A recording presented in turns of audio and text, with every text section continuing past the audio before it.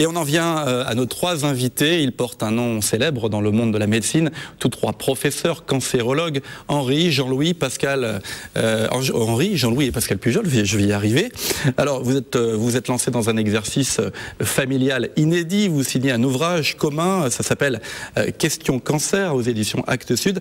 D'abord, qui a eu l'idée de cet ouvrage autour de la table? Qui a commencé à penser à ce livre? Je crois qu'il faut le dire simplement, parce que ça correspond à quelque chose de très factuel. C'est Pascal qui a eu l'idée, et bien sûr on l'a suivi avec enthousiasme. Alors Pascal, justement, pourquoi Pascal Pujol, pourquoi ce livre? Pourquoi la première idée? Qu'est-ce qui vous vient à l'esprit quand vous imaginez ce livre? La première idée, c'est qu'on partage cette activité, cette profession, et plus que ça, une motivation en service auprès des malades dans une maladie particulière. Et que quand on y réfléchit un petit peu, il n'y a pas de hasard. Et ce qui nous réunit au-delà des malades, c'est aussi une histoire familiale. Alors on a voulu, me semble, réfléchir à la fois sur cette maladie, sur ce que nous ont apporté les patients, mais également sur ce qu'on pouvait échanger dans la famille autour de ces problématiques. Jean-Louis Pujol?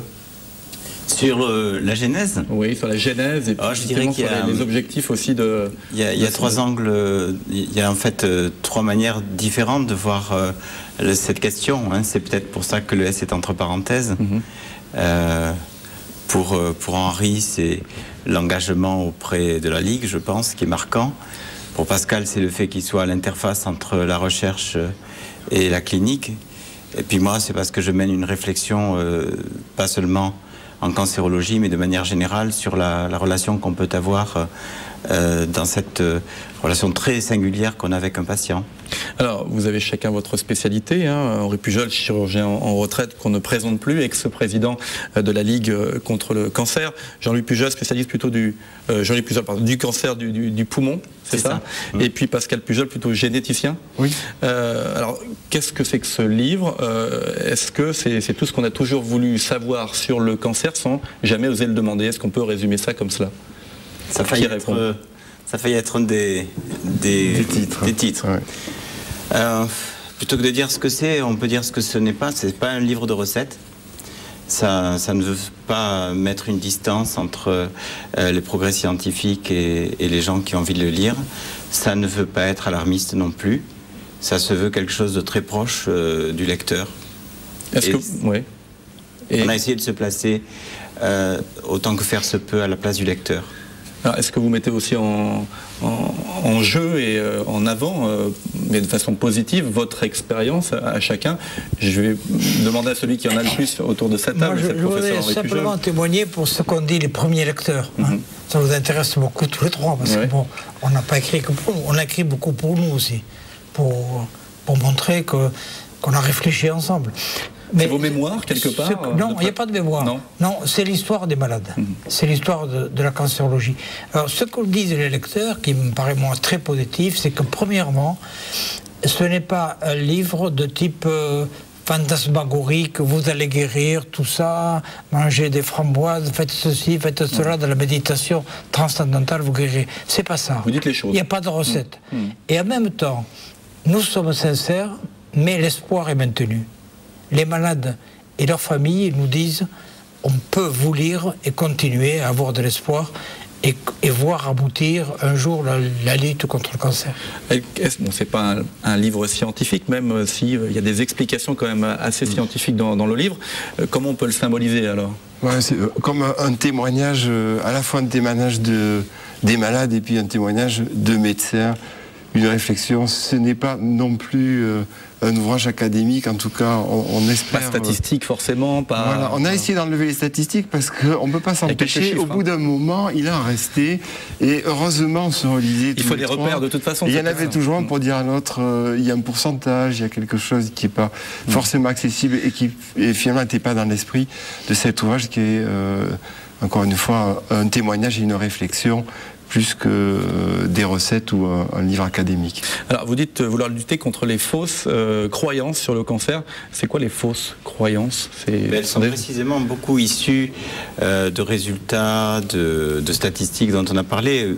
Ce qu'il faut dire, c'est que les statistiques n'ont jamais rien dit d'un individu donné qui est pris dans la cohorte qui a servi à fabriquer la statistique. Et les croyances ont fait état de phénomènes qui pourraient culpabiliser les gens par rapport à cette maladie. On essaye de les dramatiser sans jamais banaliser. C'est ça le message, professeur Henri Pujol? Il faut dire les choses, mais il ne faut pas dramatiser. Moi, le message, c'est que, premièrement, on a progressé. Voilà.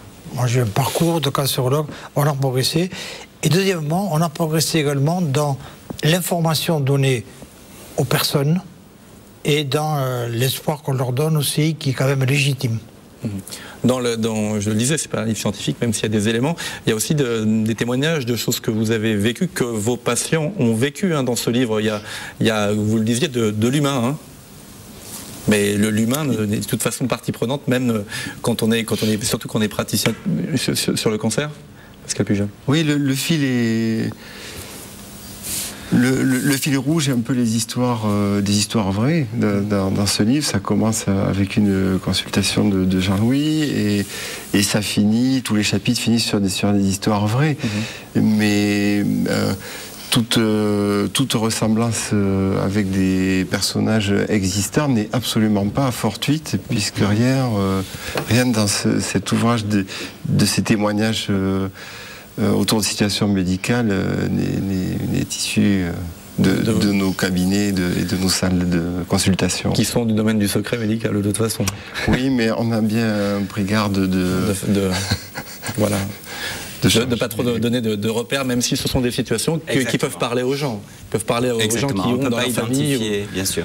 On ne peut pas identifier, même si tel ou tel patient peut parfaitement s'identifier, naturellement. Bien sûr. Mais on a préservé les anonymats. Alors, la question c'est, avez-vous été exhaustif? Est-ce qu'il y aura un question, pluriel ou pas, question cancer 2? Est-ce qu'il y aura un autre tome? Est-ce que vous avez en préparation la suite? Ou est-ce que vous pensez avoir pas tout dit sur le sujet, mais avoir dit ce que vous vouliez dire? Je ne sais pas. Pour le moment, on a un très grand plaisir à avoir été édité par un grand éditeur.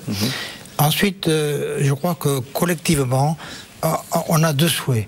Premièrement, que les malades reconnaissent leur courage.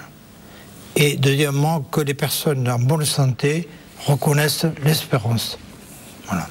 Et pas non plus faire, vous le disiez, de catastrophisme, mais en parlant du cancer, est-ce que vous qui avez vu l'évolution depuis quelques années, est-ce que vous pensez qu'on arrive maintenant un peu plus facilement à parler du cancer? Et est-ce qu'on en parle bien du cancer, y compris nous, médias? Je crois que ce sont les patients, les malades qui ont voulu qu'on leur parle correctement. Et parler correctement, c'est quand même ne pas travestir la vérité. Parce qu'on a longtemps dit, pour quelqu'un qui avait le cancer, qui est décédé à la suite d'un cancer, il est mort d'une longue maladie. On continue à le dire, mais un petit peu moins. Ouais. Est-ce que dans les comportements, dans la façon de faire des gens, vous sentez une évolution, Pascal ou Jean-Louis? Moi, personnellement, ça ne m'a jamais choqué qu'on dise d'un personnage public qu'il est mort d'une longue maladie. Ça sous-entend différentes maladies, en fait.